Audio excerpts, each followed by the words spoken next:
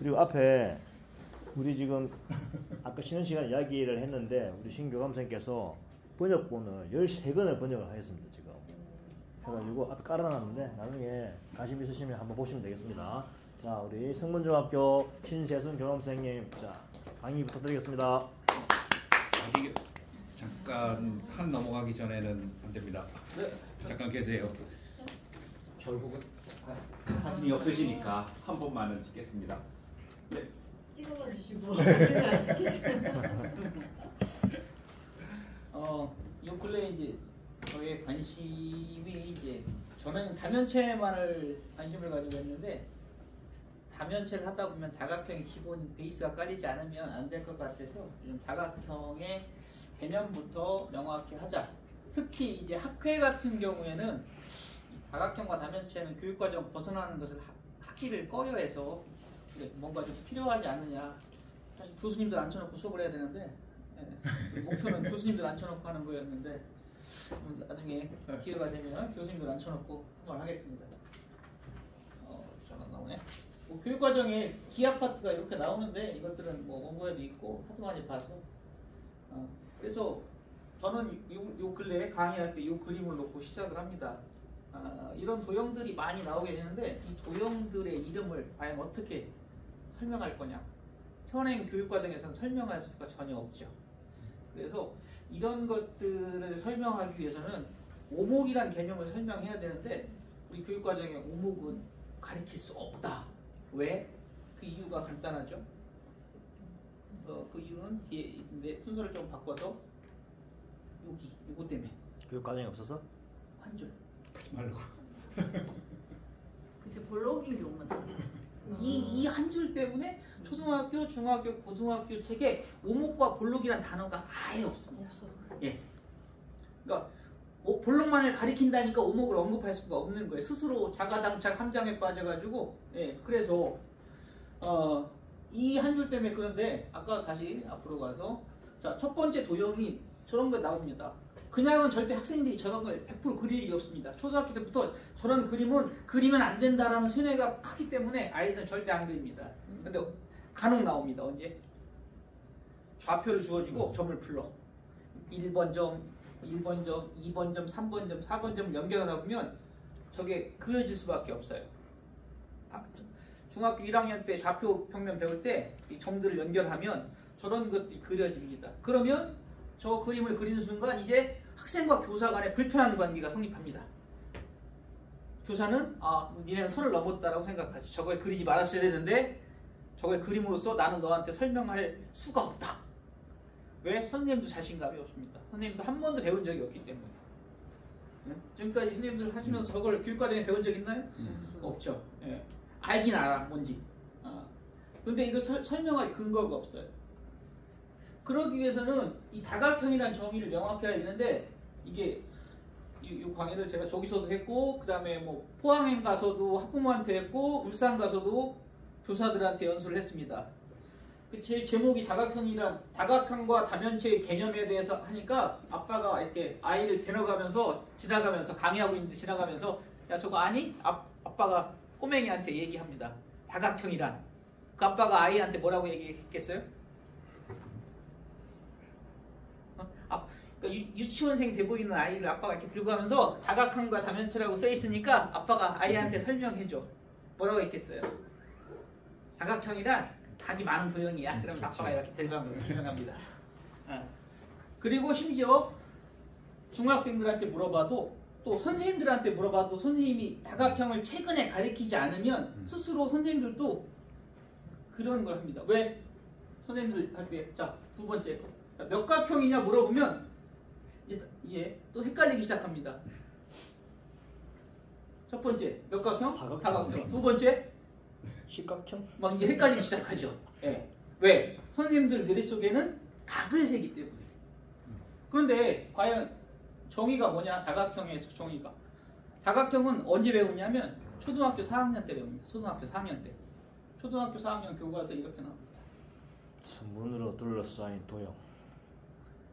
선문으로만 둘러싸인. 네, 초등학교 4학년. 그리고 다시 중학교 1학년 때. 이렇게 분명히 배우고 시험도 봅니다. 자 그러면 자 그럼 이 두 가지의 공통점. 자 여기 더 나가서 세 번째 일반적인 정의. 백과사전에 나와 있는 정의. 자 그럼 여기에 네 가지 정의가 있는데 네 가지 정의의 공통점. 자 각이란 말이 나옵니까? 안 나와요. 안 나옵니다. 답변에 이렇게 해야 되는 거예요. 예, 다각형의 정의 자체가 변의 개수로. 그럼 다시 이 정의를 알면 다시 앞으로 갈 수 있습니다. 자 이제 대답할 수 있습니다. 첫 번째 사변형이요. 사변형 사각형. 두 번째 10변형. 10일까요? 자 별을 한번 손으로 한번 그려봅니다. 15변형이가? 손으로 별을 한번 그려보세요. 몇 번 만에 그려지나? 5번. 변이 5개니까 예.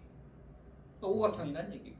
15변형. 세 번째가 이게 이제 십각형. 예, 변이 10개니까. 그러니까 결과는 사각형, 오각형, 십각형이라는 사실을 알 수 있습니다. 정의에 의해서 우리는. 그래서 이 정의가 굉장히 아무것도 아닌 것 같지만 선생님도 쉽게 생각하고 쉽게 가리키지만 당장 이 그림을 봤을 때 우리가 이 정의를 적용하지 못한다는 거죠.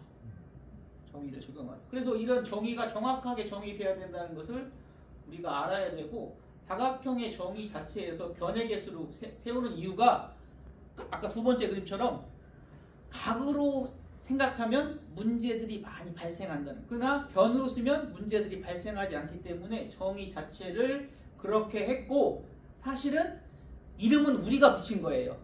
삼각형이다 사각형이다 이거는 우리가 삼각형 사각형이라고 한 거지 원래 예전에 과거에 고대에서는 사변형, 오변형 했을 수도 있는 거죠. 그렇게 변으로 따진 거고 우리가 최근에 맨 처음에 삼각형이라는 말에 꽂혀가지고 그 다음부터는 사각형, 오각형, 육각형 이렇게 얘기한 거예요.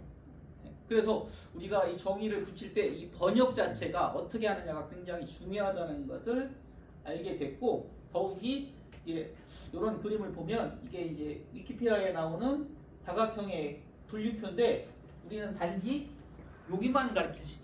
현재 현행상 아까 바로 말했던 요것 때문에 그리고 이것들을 우리가 알고 있느냐.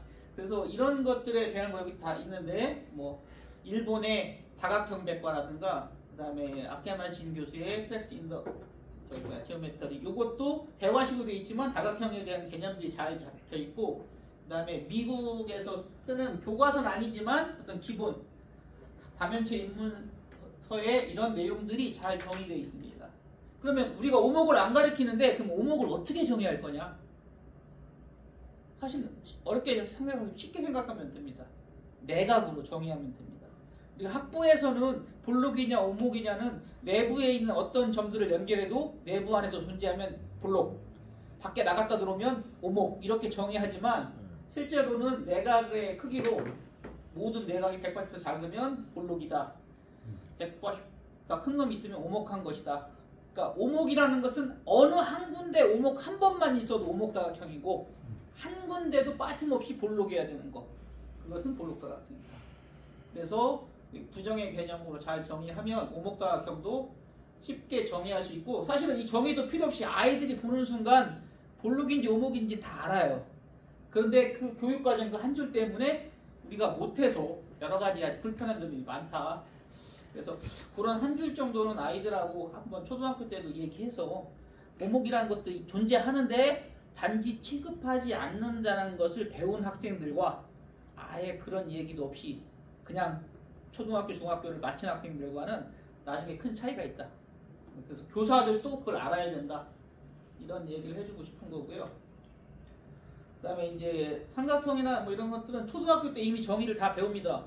근데 중학교 1학년 때 이 정의들을 아이들이 몰라요. 예. 막 어려운 정의를 설명합니다. 뭐 직사각형 물어보면 대각선이 서로를 뭐 2등분한다. 대각선의 길이가 같다. 성질만 얘기해요. 그래서 정의 자체를 더 중요시하고 아이들이 그런 것들을 잘 알아야 된다. 그리고 중2 때 이제 그걸 가지고 성질을 이용해서 사각형의 분류들을 배우게 되겠죠. 예, 뭐 이런 것들은 패스하고요. 그 다음에 사각형만 배우고 싶으면 예, 여기 우연히 이제 하다가 이 책을 했는데 MMA 나오기 이전밖에 안 됐는데 그림이 좋아서 시작했는데 처음부터 끝까지 사각형만 나옵니다. 200 몇 페이지 동안. 그래서 모든 사각형이 다 나오더라고요. 그래서 이런 사각형에 관련된 것들도 근데 우리가 안 가리키니까 예, 그래서 이런 것들을 하게 되고 그래서 이제 우리가 배우는 것은 이 표를 보면 우리가 가리키는 건 왼쪽에 있는 거 저기만 가리킵니다. 삼각형, 그냥 삼각형의 정의, 정삼각형, 이등변 삼각형 이렇게 여기들까지만 가리킵니다. 그런데 교육과정 외 것들도 많죠. 예, 스칼렌 그냥 정확히 말하면 아무것도 아닌 그냥 삼각형. 예, 세변에 어떤 특징도 없는 거. 예, 그냥 막 삼각형, 막 그린 거. 예, 그래서 부등변이라고도 하기도 하고 스칼렌이라고도 하고 이런 것들. 예, 우리는 뭐 아예 분류를 안 하죠. 그다음에 사각형도 우리가 사각형이라고 하느냐 사변형으로 하느냐. 사변형은 딱 하나밖에 안 쓰죠. 평행사변형 할 때만 사변형 쓰는데 그건 가구로 정의할 수가 없으니까. 그래서 사각형, 오목사각형 이런 것들도 일본은 이렇게 이런 것들을 다 가르칩니다. 일본 책들에서 가져온 거니까. 예. 미국도 사변형은 따로 아까 분류하고 있는데 뭐 여기다 쓰지 않았는데 여기에 보면 여기 사각형과 사변형. 쿼드라를. 예. 그래서 근데 이것도 우리가 번역하면서 이걸 사각형으로 해야 되나 사변형으로 해야 되나 좀 애매한데 변에 초점을 뒀느냐 각에 초점을 뒀느냐에 따라서 이렇게 번역할 수도 있고 예, 이런 것들도 있습니다. 그 다음에 이런 사각형에서도 또 이만한 것들이 우리는 여기서 조금 우리가 안 배우는 거 연골 제가 연골 입체를 많이 만들어서 연골에 대해서 많이 애착을 가지고 있는데 지난번에 경남에 대만 중학교 교사들이 왔을 때도 그 연골을 대만 교과서에서 연골을 가리키더라고요. 그러니까 일본이나 대만이나 중국은 연골을 가리키는데 우리나라는 연골을 안 가리킵니다. 예, 그 연이 이제 날리는 연, 카이트. 예, 그래서 연골. 그 다음에 우리도 이제 등변 사다리꼴이 나오나요? 교과서에? 네, 있어. 등변 사다리꼴 교과서에 안 나오나 헷갈려. 나와요. 나와. 예, 그 나오는데. 예. 이번 기말고사에 내가 냈거든요. 등각. 그래서 등변 사다리꼴 이런 것들. 중학교는 안 나오. 중학교에서 안 나옵니다. 앞쪽으로 나왔나요? 있습니다. 그래서 그것들. 그다음에 별다각형도 저것도 이제 문제가 정별다각형으로 해야 되느냐, 별정다각형으로 해야 되느냐. 이것도 언어가 좀 통일됐으면 좋겠어요. 아니면 별모형 정다각형을 해야 되느냐. 이게 다 책마다 달려. 네, 저는 그냥 정별다각형, 뭐 별정다각형이라고 하는데 제가 했던 거에는 별정다각형이라고 했는데 지난번에 안 선생님은 정별다각형이라고 또 하시더라고요. 그래서 어떻게 하느냐. 일본어 따지면 별부터 나오고 별 모양. 예. 또 영어로 보면 스타폴리에들은 또 마찬가지고. 예. 그래서 근데 보통 레귤러가 맨 앞에 붙으니까 그렇게 따지면 정이 맞고. 그래서 이런 것들도 좀 표현이 필요하고. 그다음에 이제 각기둥 각불까지 우리가 배우는데 엇각기둥 그다음에 그런 것들 쌍뿔 뭐 이런 것들 안 배우니까 이런 것들도 일본 책이나 이런 것들은 되게 굉장히 많이 나옵니다. 그 다음에 이런 것들 입체에 나오는 것들 용어들도 우리가 좀 알아두면 좋을 것 같은데 아예 안 배우니까 거의 대부분 이게 다 그 아까 사각형 책에 있던 내용들입니다. 이런 것들이 좀 필요하고요. 네. 여기 마찬가지로 정의 한번 볼고. 그래서 이런 이름을 붙이는 방법이 만약에 필요하게 되면 사실은 요 분류로 분수형 다각형 표현 방법을 이용하면 삼각형에서는 1분의 3, 2분의 3, 3분의 3 그래서 일각형은 점이다. 그 다음에 사각형에서는 1분의 4는 사각형 이 두 개는 같고 2분의 사각형은 이각형이니까 이각형은 선분이다. 일각형은 점이다. 이 개념들을 설명하면 이 다각형의 이름들을 붙이는데 굉장히 수월합니다. 그래서 오각형과 육각형도 마찬가지로 두 개가 대칭적으로 같고 2분의 5와 3분의 5가 같고 이런 것들. 그 다음에 육각형도 마찬가지로 이런 것들을 분류해보면 2분의 6은 3인데 결과적으로 얘는 삼각형이 2개다. 3분의 9는 삼각형인데 삼각형이 3개다. 이런 개념도 알 수 있고 3분의 6은 이각형인데 결국 몇 개다? 3개다. 예, 그래서 이런 것들. 그리고 요즘 요게 많이 나오죠. 예, 뉴스에 이스라엘 국기. 이스라엘 국기로 많이 나오는데 얘들을 수식으로 표현하면 2분의 육각형이다.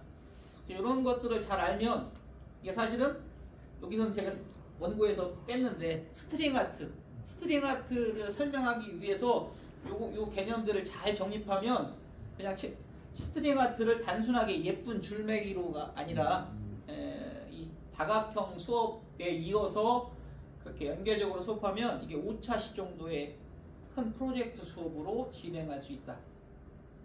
네, 그래서 요것들 이름을 붙이면 벼룩각형이라고도 하고 분수로 나타내면 2분의 5각형이다. 그다음 요거는 오목식각형인데 얘도 같은 수식으로 나타내면 좋은데 그것을 찾긴 했는데 다시 찾으려니까 못 찾겠어요. 어디서 찾았는지. 얘는 이렇게 또 표시한대요. 절대값을 붙여서. 근데 누구의 아이디어인지 그냥 그렇게 하기로 약속한 건지 정확하게 모르겠어요. 다시 못 찾았어요. 네, 그래서 이런 것들을 하고 그 다음에 제 밴드에다가 그저께 김은석 선생님이 질문했던 내용 변과 모서리는 같은 것일까? 어떻게 설명하면 좋을까? 변은 2차원, 모서리는 네, 3차원. 네. 교과서에는 다각형에서는 변이라고 하고 다면체에서는 모서리라고 한다 이렇게만 나와요. 근데 아이들도 그렇게 이해하고 선생님들도 그렇게 이해는 하지만 뭔가 아쉬운 감이 있죠. 그렇죠? 그림을 봐도 그냥 이렇게 하면 다각형에서는 변이고 모서리다. 그러니까 여러 가지 설명을 할 수 있는데 우리는 어떤 것을 좀 하면 좋으냐면 결과적으로 입체라는 것은 다면체라는 것은 다각형들이 모여서 만들어진다. 입체도 사실은 속이 꽉 찼느냐 속이 비어 있느냐 그 다음에 뼈다구만 있느냐 이 세 종류에 따라서 조금씩 다르긴 한데 굳이 이제 우리가 다각형을 교과서에서 다면체를 정의할 때 다각형들이 모여서 만든다고 정의를 했으니까 다각형들을 이루고 있는 것으로 따졌을 때 결과적으로 모서리는 다면체가 다각형으로 이루어진 입체 도형이라는 정의로 한다고 하면 어떻게 정의할 수 있냐면 결과적으로 뭐냐 변과 변이 만나서 모서리가 된다. 결과적으로 모서리는 변 2개가 모인다. 예, 그래서 우리가 입체를 셀 때 다시 앞으로 가면 얘는 사각형이 6개니까 변은 24개다. 그러나 모서리는 12개다. 이렇게 아이들한테 설명을 하면 복잡한 커다란 대형 입체들의 모서리의 개수를 셀 때 각각의 부분을 이루고 있는 다각형의 변을 다 센 다음에 나누기 2를 하면 되니까 입체에서 모서리를 세는 것들도 아이들이 어렵지 않게 계산할 수 있고 개념 정의에도 위반되지 않기 때문에 이런 것들을 쉽게 설명할 수 있을 것 같습니다.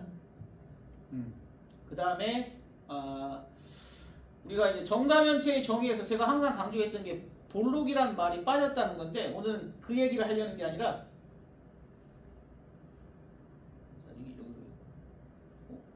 요거를 하려고 합니다. 정다면체를 사전에서 찾아보면 한자로는 저렇게 되어 있는데 정다면체의 영어식 표현을 레귤러 폴리헤드론이라고 쓰진 않습니다. 거의 대부분. 뭐라고 쓰냐면 플라톤 다면체, 플라톤 입체라고 씁니다. 그 얘기는 결과적으로 무슨 얘기냐? 이 정의가 정다면체의 정의가 아니라는 거예요. 이 정의가 얘의 정의라는 겁니다. 얘의 정의. 그러니까 요 얘기는 플라톤 여기 이 정의는 정다면체의 정의가 아니라 플라톤 다면체의 성질이고 정다면체 원래 레귤러라는 것은 레귤러 릴레이션이라는 것은 뭐냐면 여기 분류가 3가지 되는데 바로 뭐냐면 3가지 조건을 만족해야 됩니다. 3가지. 그게 뭐냐? 점추위, 변추위, 면추위. 그러니까 입체를 구성하고 있는 점, 선, 면이 각각 추이율, 영어로 트랜스티브인데 추이율이라고도 하고 전이율이라고도 하는데 그 세 가지를 만족해야 합니다. 쉽게 말하면 우리 대수에서 배우나요? A와 B가 릴레이션 관계가 있고 B하고 C가 관계가 있으면 A하고 C도 관계가 있다. 이거를 추이율 혹은 전이율, 그래서 트랜스티브라고 하는데 이것이 점에도 성립하고 변에도 성립하고 면에도 성립해야 됩니다. 세 가지.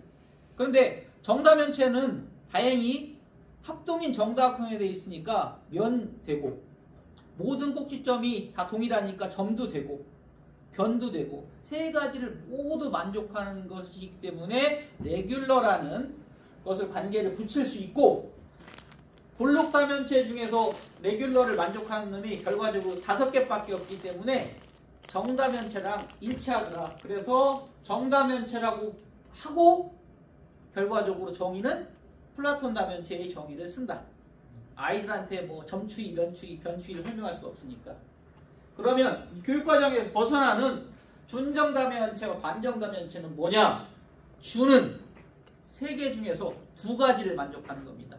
뭐와 뭐를 만족할까요? 뭐를 포기해야 될까요? 준정다면체, 반정다면체는 일단 뭐를 포기해야 될까요? 면을 포기해야 됩니다. 면 2종류 이상이니까.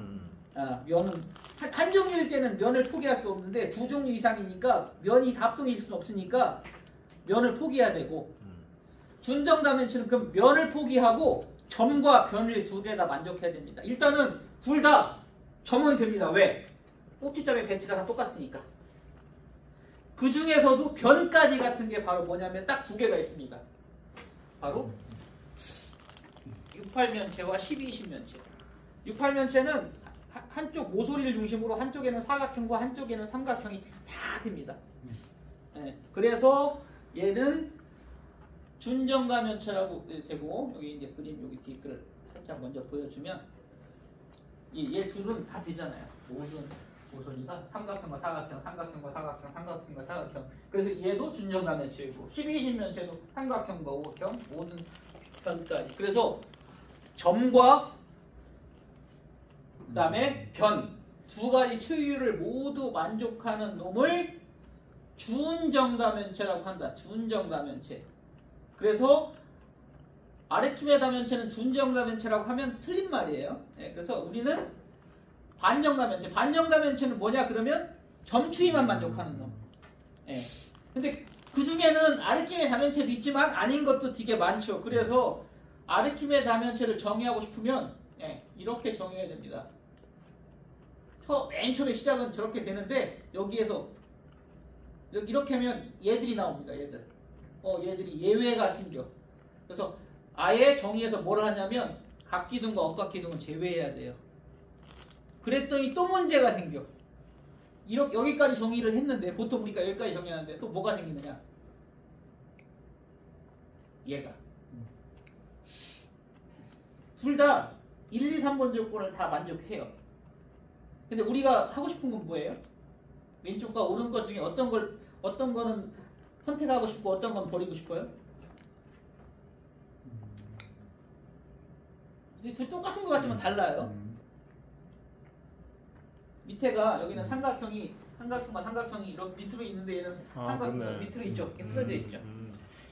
그래서 일본에 가면 일본의 과자 상자가 이런 게 있어요. 이렇게 만들어가지고 요 뚜껑으로 식각형 가운데 식각형을 이렇게 열어가지고 거기다 과자 넣고 식각형을 덮는 과자 상자가 있는데 이렇게 덮을 때랑 한 클릭 돌려서 했을 때랑 그래서 일본에서 이걸 찾아냈는데 그러면 우리가 원하는 것은 오른쪽 거를 원하는 거지 왼쪽은 버리고 싶어요.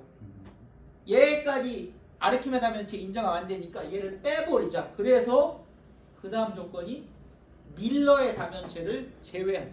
아까 그 다면체를 밀러의 다면체라고 합니다. 그래서 결과적으로 이 아르키메데스 다면체의 정의는 저렇게 됩니다.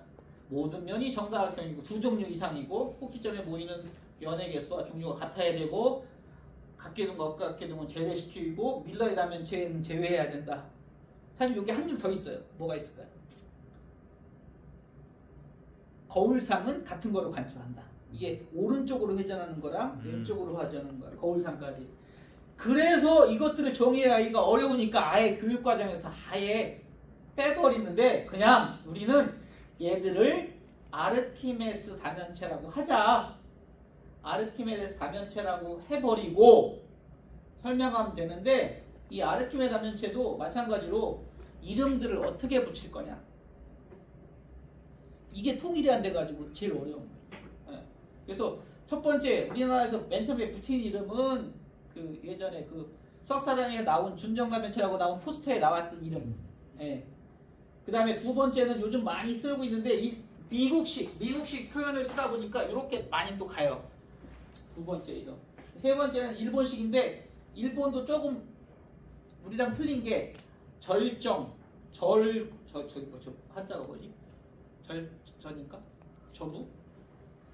일본에서 예전에는 절두라고 있어. 절두 삼각형 근데 머리를 깎는다. 두자가 머리 두자라 괜히 목을 치는 것 같다는 느낌이 생겨서 꼭지점을 깎는다고 해서 절정, 정상을 깎는다. 이렇게 해서 절정으로 요즘은 쓰고 있고 일본식 표현으로 쓸 거냐 미국식 표현으로 쓸 거냐. 미국식 표현들은 또 이렇게 됩니다. 위키피디아에 나오는 이름들 영국이라는 것은 여기가 폴리에드라가 영국에서 맨 처음에 쓴 거니까 폴리에드라에 나오는 표현들. 그 다음에 최근에 나와 있던 아까 했던 일본 다면체 입문서에 나오는 표현들. 그래서 다 조금씩 다릅니다. 그래서 이것들이 조금 어느 정도 통일시켜서 뭘로 해야 될 거냐. 근데 이제 예전에 주장했던 것보다는 미국식 표현을 좀 요즘은 많이 쓰는 거라 마름모 다면체라는 이름을 붙여서 저렇게 요즘은 붙이는 게 추세가 아닌가 이렇게 생각이 되고요. 그래서 이런 것들이 이제 우리가 앞으로 어떻게 가야 되느냐. 이제 여기에 있는 플라톤 다면체라는 여기에 나와 있는 이름. 이건 번역이 되어 있는 책. 그 다음에 아직도 교과서, 이거 교과서를 캡처한 거예요. 교과서에 준정 다면체 13가지라고 교과서에 예전 지금은 아니고 예전 교과서에 이렇게 나와 있었습니다. 보조 그림으로. 교과서에 심지어. 그 다음에 수학사랑에서 파는 포스터에 이렇게. 대전수학문화관에 이렇게. 잘못됐다는 얘기죠. 대전수학문화관인데 부산에는 이제 고쳐가지고 부산에는 이렇게 되어 있죠. 부산들은 김영환 선생님이 굉장히 신경을 써서 이렇게 다면체 포토존까지 구상을 했고요. 그래서 이런 것들은 좀 뭔가 통일이 돼야 되지 않느냐. 그래서 지금 참고로 이런 책들을 참고로 하면 좋을까 참고로 썼고 이렇게 놓으면 저는 기억을 못합니다. 그래서 그림으로. 모든 책은 그림으로. 그래서 여기는 여기 다 있습니다. 이 책 말고도 더. 그래서 삼각형에 관한 책들, 사각형에 관한 책들, 원에 관한 책들, 다각형에 관한 책들, 다면체에 관한 책들 이런 책들을 열심히 번역을 했습니다. 아직 출판되진 않았지만 출판할 일도 없고 그래서 나중에 필요하다고 하면 제가 자료는 드릴 거고 일단은 한 번씩 인쇄하는데도 무지하게 힘들었습니다. 3일 동안 인쇄를 했습니다. 이렇게. 그래서 연수는 이렇게 마치고 한 번씩 책 둘러보시면서 하시면 될 것 같습니다. 수고하셨습니다.